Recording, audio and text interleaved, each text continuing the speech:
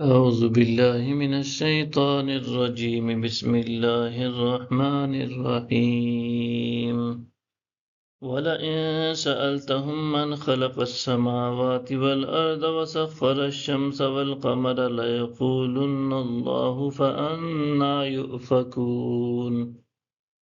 اور اگر آپ ان سے پوچھیں کہ آسمانوں اور زمین کو کس نے پیدا کیا اور سورج اور چاند کو کس نے تابع فرمان بنا دیا تو وہ ضرور کہہ دیں گے اللہ نے، پھر وہ کدھر الٹے جا رہے ہیں۔ اللہ یبسط الرزق لمن یشاء من عبادہ ویقدر لہ ان اللہ بکل شیء علیم۔ اللہ اپنے بندوں میں سے جس کے لیے چاہتا ہے رزق کشادہ فرما دیتا ہے اور جس کے لیے چاہتا ہے تنگ کر دیتا ہے، بے شک اللہ ہر چیز کو خوب جاننے والا ہے۔ وَلَئِن سَأَلْتَهُم مَّن نَّزَّلَ مِنَ السَّمَاءِ مَاءً فَأَحْيَا بِهِ الْأَرْضَ مِن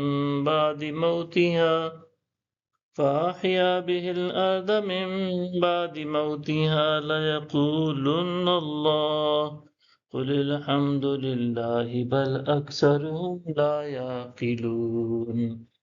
اور اگر آپ ان سے پوچھیں کہ آسمان سے پانی کس نے اتارا پھر اس سے زمین کو اس کی مردنی کے بعد حیات بخشی تو وہ کہہ دیں گے اللہ نے۔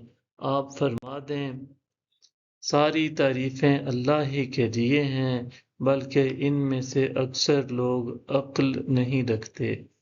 وَمَا هَٰذِهِ الْحَيَاةُ الدُّنْيَا إِلَّا لَهْوٌ وَلَعِبٌ وَإِنَّ الدَّارَ الْآخِرَةَ لَهِيَ الْحَيَوَانُ لَوْ كَانُوا يَعْلَمُونَ۔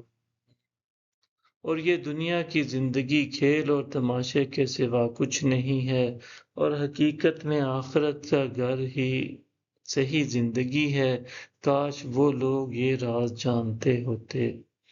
فَإِذَا رَكِبُوا فِي الْفُلْكِ دَعَوُا اللَّهَ مُخْلِصِينَ لَهُ الدِّينَ فَلَمَّا نَجَّاهُمْ إِلَى الْبَرِّ إِذَا هُمْ يُشْرِكُونَ۔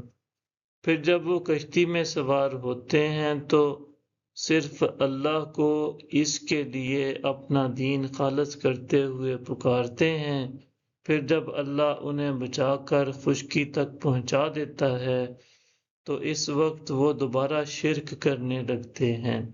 صدق اللہ العظیم۔